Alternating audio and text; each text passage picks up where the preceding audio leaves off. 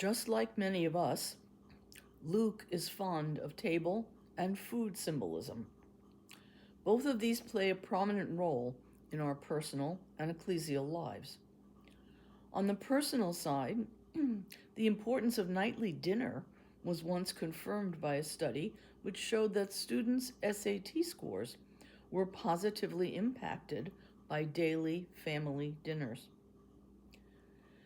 Did we ever think of that as we roped our children into supper together and tried to manage the conversation? On the ecclesial level, of course, there is our coming together every Sunday at the Eucharistic table. But what does the Lord's banquet mean in our spiritual lives? And what might Jesus' listeners think about it? There are numerous stories in the Hebrew Bible, starting with Abraham and the three strangers, that focus on the importance of hospitality. It was by Jesus' time the Middle Eastern custom to modestly resist an invitation to the table until you are taken by the hand. So we can see the story a bit more clearly. Luke wants us to reflect on the final eschatological end-time banquet, where Jesus, the Lord of history, is the host and is doing the inviting. In the Gospels, banquets always have that eschatological meaning. The Master is generous, overwhelmingly so. He has invited many, in fact all, to his banquet. When they decline the invitation, he invites still more, because it is his desire that my home may be filled.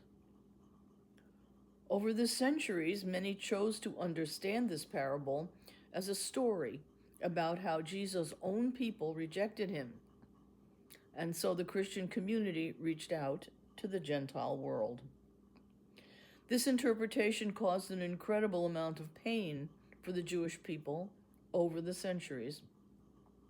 It is only in our time, with Nostra Aetate at the Second Vatican Council, and the overtures, apologies, and dialogue which have flowed, that a beginning has been made to correct this.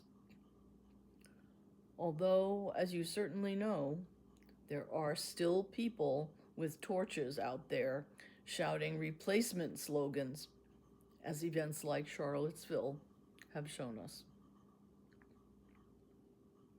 But this is not Jesus' point in his teaching.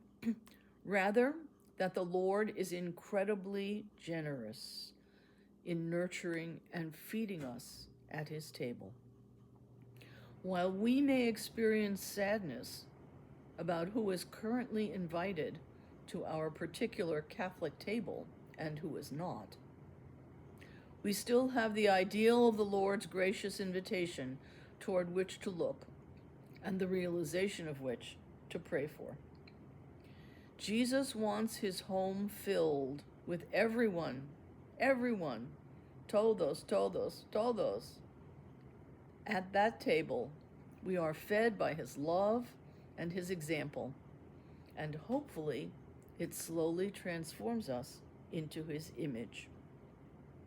It is a gift to be invited to Jesus' table, and ultimately to his eschatological table, where, as we know from Isaiah 25, on this mountain the Lord of hosts will provide for all peoples a feast of rich food and choice wines, juicy rich foods and pure choice wines, where he will destroy death forever. Just as we have asked ourselves more than once, who is my neighbor? This teaching makes it crystal clear who Jesus wants us to consider our neighbor to be.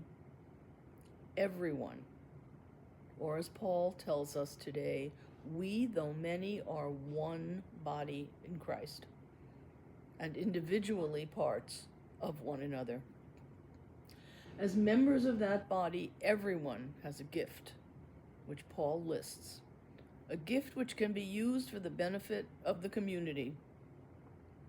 Hearing the listing of these gifts is a challenge to us to use them generously, so that while the Lord's generosity is infinite, we are called to grow in our own lives in that same hospitality and generosity for the benefit of all, because all are invited.